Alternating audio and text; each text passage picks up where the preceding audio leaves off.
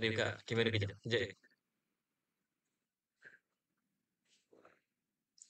Okey, baik. Assalamualaikum warahmatullahi wabarakatuh dan salam sejahtera. Terima kasih kepada semua yang hadir. Hari ini kami bertiga akan membentangkan maklum balas mengenai kualiti perkembangan kanak-kanak di Malaysia. Di prasekolah yang ditinjau menerusi e-portfolio PKK Tugasan 2. Kami akan menyentuh perkembangan normal kepada kanak-kanak iaitu isu dan cabaran semasa, carangan penambahbaikan serta memberi tumpuan khusus kepada kanak-kanak berkeperluan khas.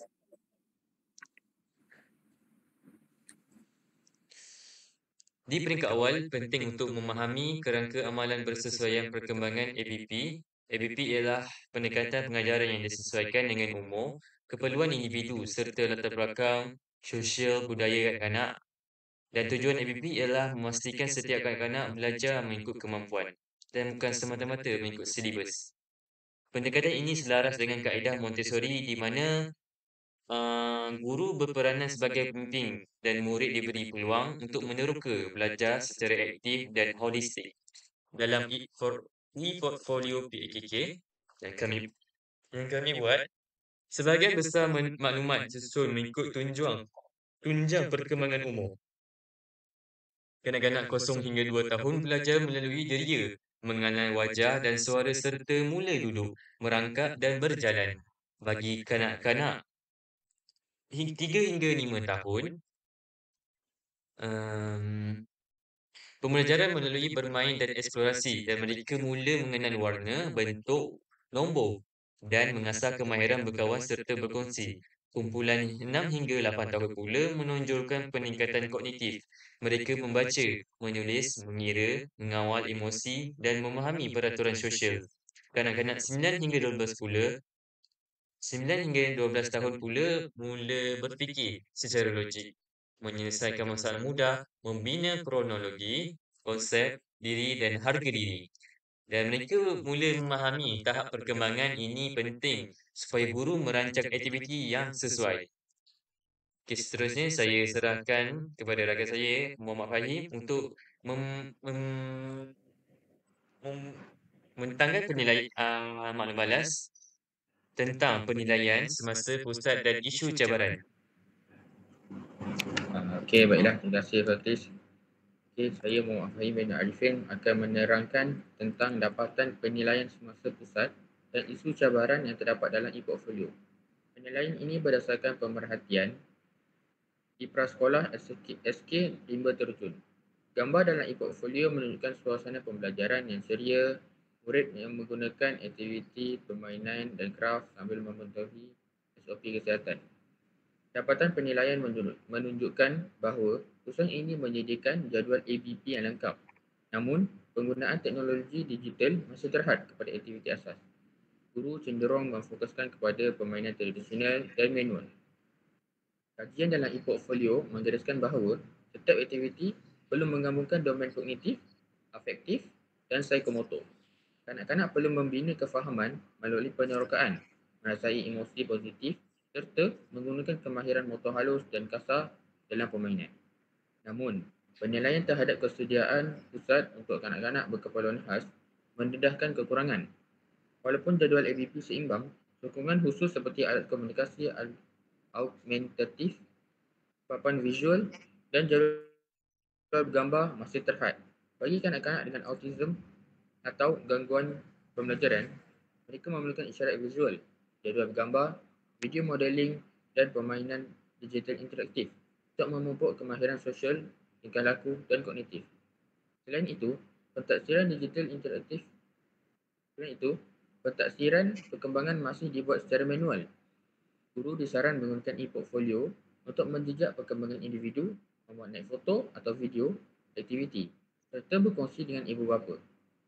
Guru juga memerlukan latihan profesional dalam penggunaan aplikasi pendidikan dan alat teknologi bantuan supaya kanak-kanak termasuk yang bermasalah pembelajaran masih mendapat pengalaman pembelajaran inklusif dan menarik.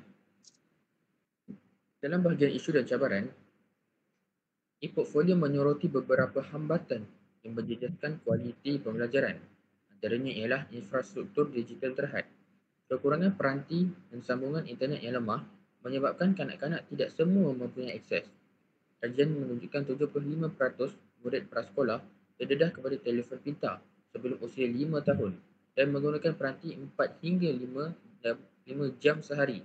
Penggunaan berlebihan menjejaskan kesihatan dan perkembangan sosial. Seterusnya, kecekapan digital pendidik. Guru memerlukan latihan berterusan untuk menggunakan aplikasi interaktif, AR, robotik keyboard dan portfolio digital dan menghadapi cabaran teknikal serta isu perhatian dan sensitiviti diri apabila mengendalikan murid autisma. Terdapat juga kekangan masa dan perancangan ABP kerana guru perlu melakukan pemerhatian terperinci sambil mematuhi 6 tunjang KSPK. Pengawalan masa skrin turut menjadi isu. Teknologi perlu seimbang dengan aktiviti fizikal, permainan imajinatif dan pembelajaran bersemuka. Bagi kanak-kanak berkeperluan khas seperti autisma atau ADHD, persekitaran sensori rendah dan pengajaran dipersonalisasi diperlukan. Gangguan teknologi atau peralihan antara aktiviti boleh menimbulkan cabaran. Baiklah, itu sahaja daripada saya. Saya serahkan kepada kawan saya, Haikal.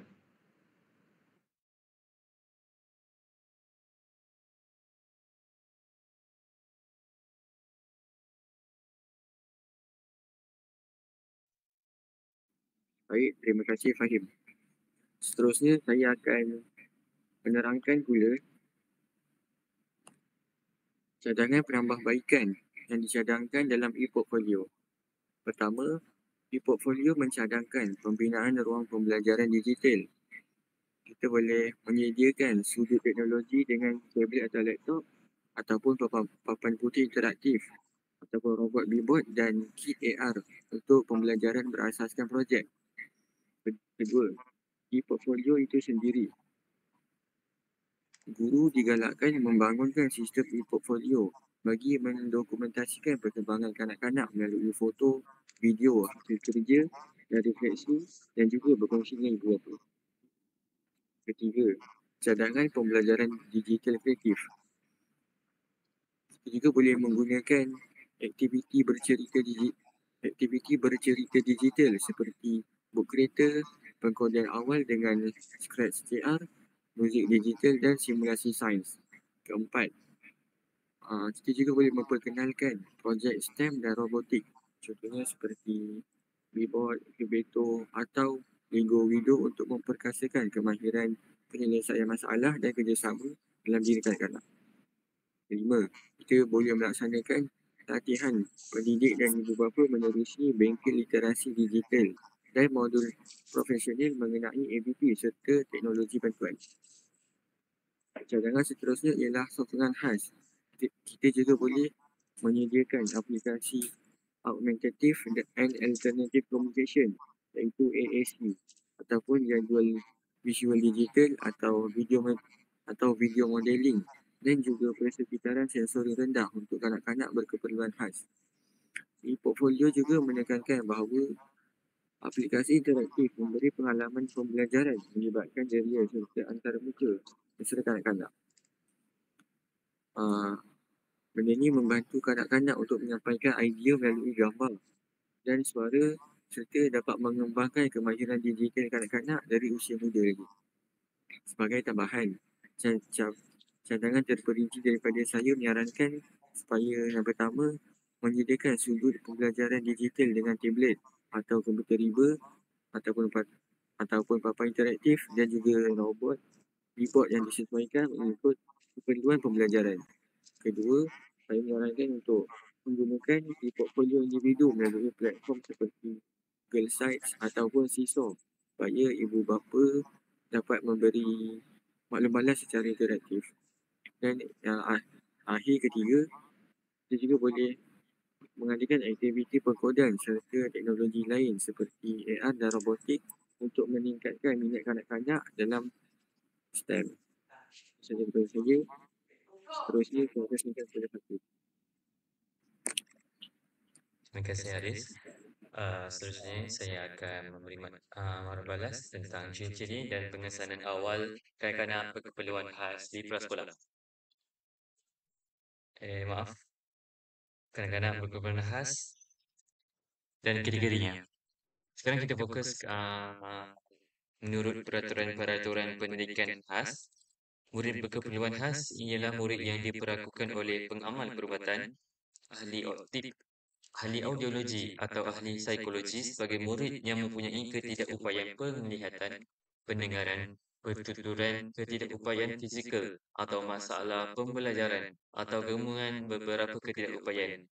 Ini memberi kategori kanak-kanak khas merangkumi kurang upaya penglihatan, kekurangan atau ketiadaan penglihatan, kurang upaya pendengaran termasuk pekak dan bisu, kurang upaya pertuturan, gangguan komunikasi sehingga sukar difahami, kurang upaya fizikal, ketidakupayaan anggota badan yang menjejaskan aktiviti asas, masalah pembelajaran termasuk lewat perkembangan global, sindrom Down, ketidakupayaan intelektual, autism, ADHD, dan pembelajaran spesifik seperti dysleksia. Kurang upaya pelbagai, iaitu gabungan dua atau lebih ketidakupayaan. So, prasekolah ni perlu memahami kategori ini untuk menyesuaikan intervensi awal bagi mereka. Seterusnya, saya akan serahkan kepada Muhammad Fahim untuk menerangkan ciri-ciri dan pengesanan awal kanak-kanak berkeperluan khas. Okey, baiklah. Sebagai panduan kepada kita, untuk mengetahui kategori saja tidak mencukupi. Guru dan ibu bapa perlu faham ciri-ciri dan pengesanan awal. Kita akan ringkaskan beberapa kategori utama. Yang pertama, autism, iaitu Autism Spectrum Disorder, ASD. ASD ialah gangguan perkembangan minda yang melibatkan masalah komunikasi, tingkah laku dan fungsi sosial. Kanak-kanak autistik menghadapi kesukaran dalam 3 aspek utama, iaitu kemerosotan interaksi sosial seperti kurang pandangan mata, ekspresi muka dan gerak isyarat. Kedua, masalah komunikasi, iaitu lambat bertutur atau tiada perkembangan pertuturan. Dan yang terakhir, tingkah laku berulang. Contohnya, menggibas tangan, berjalan terhuyung hayang, taksub dengan sesuatu dan ritual tertentu. Pengesanan awal sangat penting. Mana-mana kanak yang tidak menunjukkan tanda-tanda akan bertutur menjelang usia 2 tahun, menunjukkan tingkah laku aneh atau sukar berinteraksi, perlu dirujuk kepada pakar. Di klinik, mereka akan dirujuk kepada pakar perkembangan pediatrik, psikiatri atau psikologi untuk diagnosis. Diagnosis awal dan intervensi segera mampu mengoptimumkan potensi kanak-kanak. Hospital Gilena Girls menekankan bahawa walaupun kesedaran awam meningkat, masih terdapat kekurangan pengetahuan yang menyebabkan salah faham dan stigma. Kekurangan maklumat boleh memberi kesan negatif kepada kanak-kanak autistik dan keluarga mereka. Oleh itu, ibu bapa perlu menerima keadaan anak, menimba ilmu tentang autism dan bekerjasama dengan guru serta pakar. Seterusnya, sindrom Down. Sindrom Down ialah keadaan genetik yang dicirikan oleh 3 salinan kromosom 21. Ini trisomi 21 yang menjejaskan perkembangan badan dan otak. Ciri-ciri fizikal termasuk wajah rata, terutama di batang hidung, mata berbentuk badam yang condong ke atas, leher pendek, telinga kecil, lidah terjulur, tangan kecil dengan lipatan tunggal pada tapak tangan, kaki kecil dan tonus otot yang lemah. Dari segi kognitif dan tingkah laku, mereka biasanya mengalami kemerosotan kognitif ringan sehingga sederhana, jangka perhatian yang singkat, tingkah laku impulsif, perkembangan bahasa dan pertuturan yang lambat serta pembelajaran yang lambat. Pengesanan awal sindrom Down boleh dilakukan secara pranatal melalui ujian saringan dan diagnostik atau selepas kelahiran melalui pemerhatian fizikal dan analisis kromosom.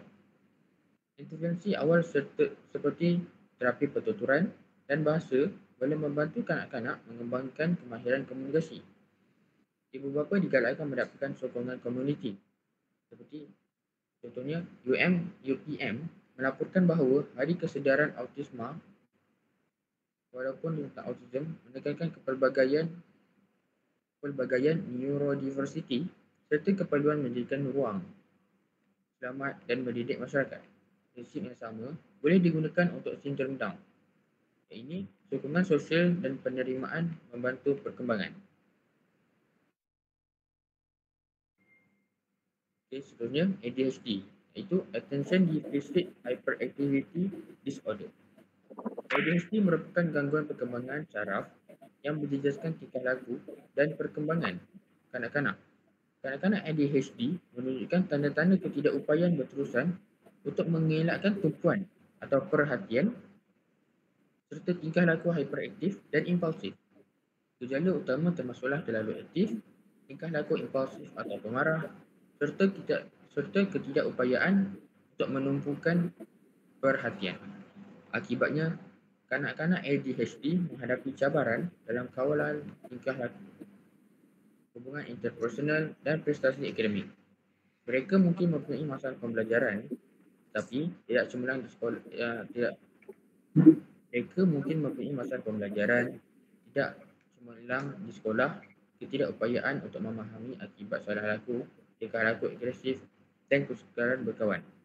Faktor risiko ADHD merangkumi faktor biologi seperti genetik, jantina lelaki serta faktor persekitaran seperti penggunaan dadah dan jangkitan semasa kehamilan. Rawatan memerlukan gabungan perubahan diet, pendidikan keluarga, ubat-ubatan dan kaunseling psikologi. Guru dan ibu bapa harus bekerjasama untuk membuat pelarasan bilik darjah, memberikan jadual visual, aktiviti motor dan terapi tingkah laku untuk membantu mereka fokus.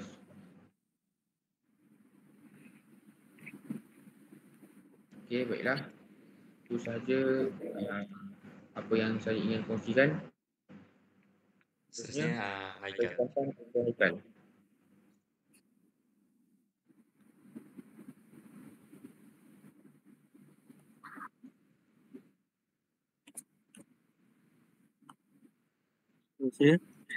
Saya akan menyambung pembincangan ini dengan menerangkan tindakan dan intervensi di prasekolah.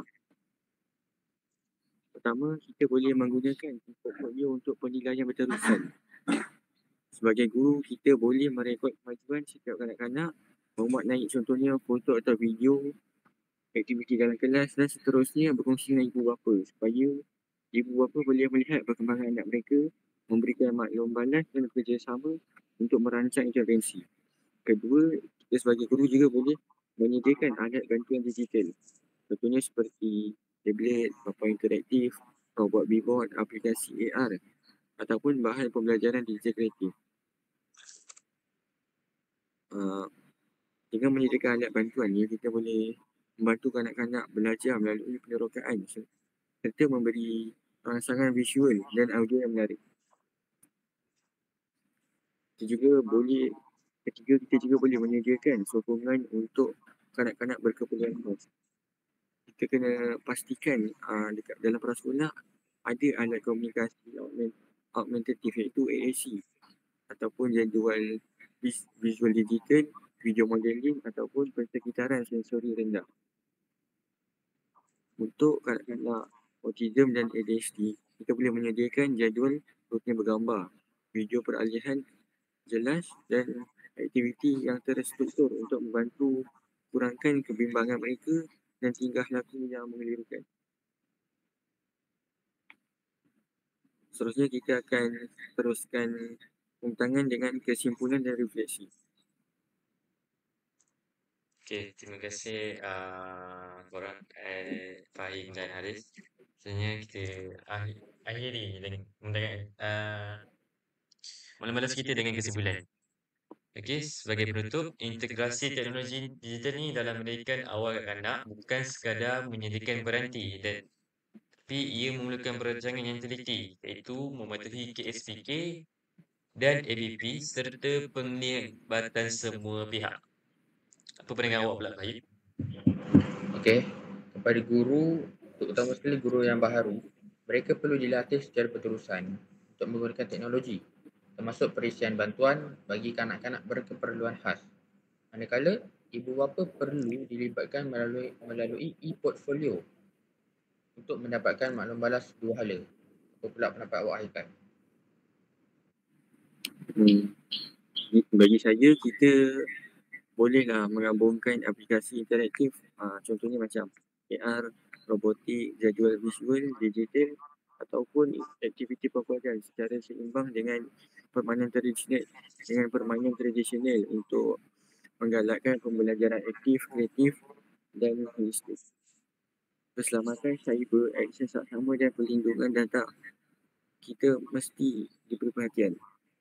Transformasi digital dalam pendidikan awal kanak-kanak bukan hanya akan berjaya kerana kerjasama yang mantap antara guru, ibu bapa dan juga masyarakat. Okey, baik. Terima kasih, Haris. Seterusnya saya akan tambah dengan menyelitkan tentang kanak-kanak berkeperluan khas, iaitu dalam menangani kanak-kanak berkeperluan khas ni, penerimaan ibu bapa yang ada kanak-kanak khas ni perlu amat penting kerana statistik menunjukkan bahawa bilangan kanak-kanak autism berdaftar di Malaysia meningkat sebanyak 66.3%, maaf, 663% dari tahun 2013 hingga ke 2023. Dan data ini menunjukkan peningkatan kesedaran yang amat tinggi dan keperluan untuk kesokongan kita bersama. Seterusnya, saya serahkan kepada Fahim. Apa pandangan awak? Okey, baiklah. Okey, baiklah. Dengan tindakan awal yang kita lakukan, terapi yang sesuai dan sokongan emosi daripada keluarga dan guru serta kanak-kanak berkeperluan khas boleh mencapai potensi mereka. Bagaimana pula dengan awak, Haikal? Untuk menutup pembincangan kami, semoga maklum balas ini membantu pihak prasekolah Fahim meningkatkan boleh Haris buka kamera pula.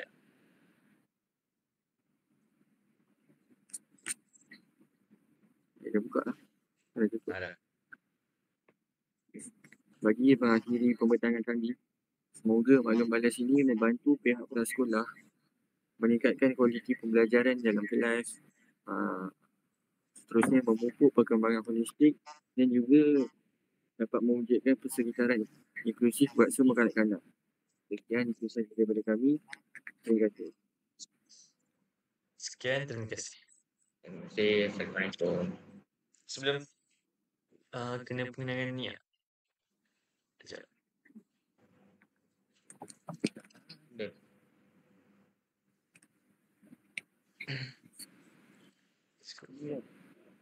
Selamat malam.